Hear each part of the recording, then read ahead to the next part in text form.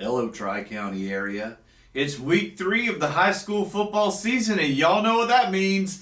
It's time for America's most unbiased sports show!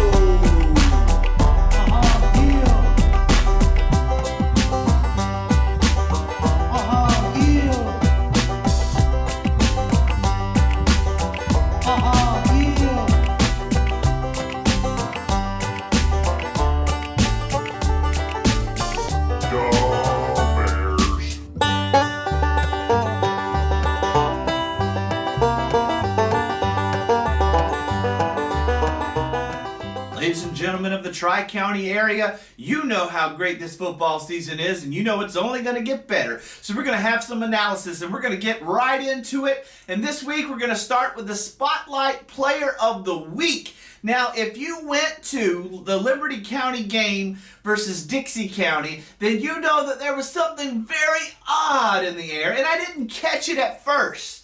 But luckily, my guest, Barry Godbolt, he was able to catch it and point it out for us. So, ladies and gentlemen, let's watch the film. Spotlight Player of the Week. What's up, boys and girls? Welcome to another episode of the Barry Godbolt Show. I'm your host, Barry Godbolt, and in this week's Spotlight Player of the Week, we're going to be looking at Cade Everett. Yes, the senior wide receiver for the Dixie County Bears.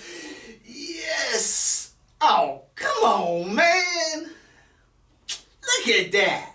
Now, hold up. See, what a lot of you people didn't know is actually Liberty County was disqualified last week for using illegal aliens. Yes, illegal aliens. On face value, it looked like my man Cade got tripped up.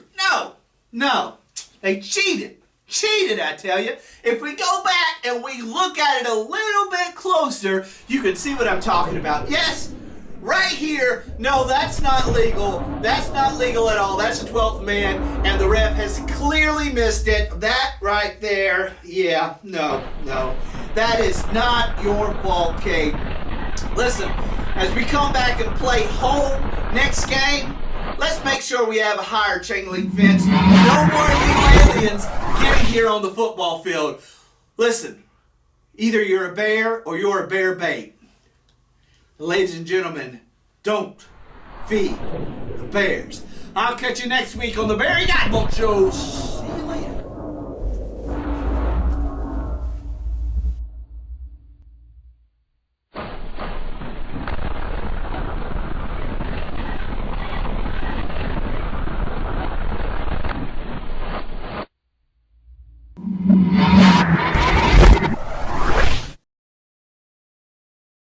Would you look at that? It's scary, folks, to know that there are illegal aliens actually playing on the field.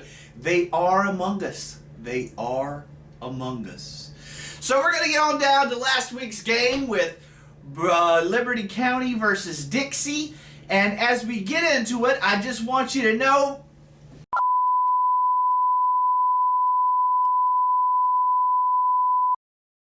and that's all I really have to say about last week's game. But before we leave, I do want to show one important thing. I want us to give a little bit of the props to the coaching staff and see what a great job they've done. And so each week I'm going to be looking at a different cam, a point of view from one of the different coaches. And this week we have the Skelly cam, and Coach Skelly is going to be our host. So let's go and look at the big board at the Coach Skelly cam. Hey guys, I figured it out. Hey, over here. You listening? You hear me? Over here. Hey guys. Hey, I figured it out. Oh, alright. Sounds like a plan. Good deal. Alright, ready? Break. Alright, go DC. Woo!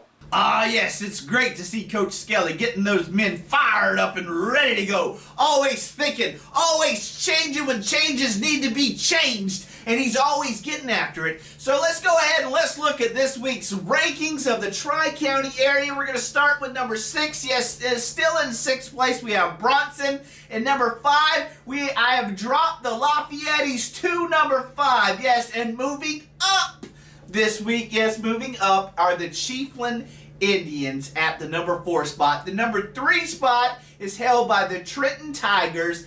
And yes, Bell and Dixie County are still co-first placers. Now let's get to some of the games. Let's start with the upset. Yes, the upset of the week.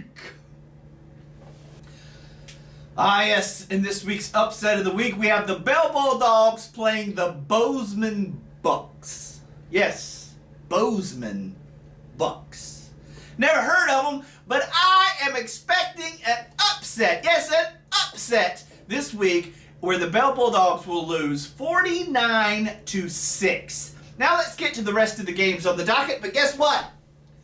No one cares.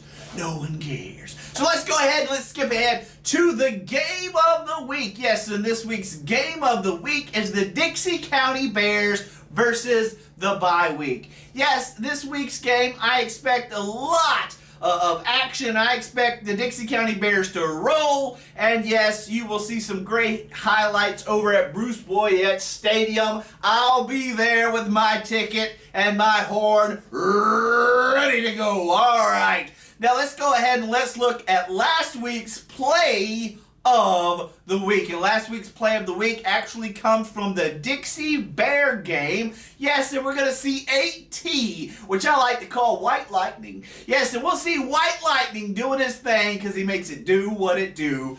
Check it out. Hello, everybody, and welcome to another episode of last week's Most Amazing Play. Yes, and this week, for the play of the week, we have White Lightning. Yes, White Lightning is going to make another amazing play. And in this play, we're going to see that the defensive back believes that he can cover White Lightning by lining up less than 10 yards. Look, ladies and gentlemen, when you line up against White Lightning, you better be backed up at least 10 yards. You better turn and get running. If not, you're nothing but bear bait. And ladies and gentlemen, please don't feed the Bears. All year long, teams have been wanting to play AT a little bit up, and he eats them for lunch. Yes, eats them for lunch. Now, in this matchup, you're going to see that old White Lightning does the man a favor. He says, you know what? I feel bad that I just ran by you, so I'm going to stop, and I'm going to back it on up, make the catch, and then I'll give you another chance. Maybe this time you can catch me. All right, and as you can see, the play begins. He runs right by the DP. He stops. He allows him nicely to go on by, catches the ball, and then rolls on by him. Thank you, sir. Thank you, Mr. DB. You get the trophy for participation.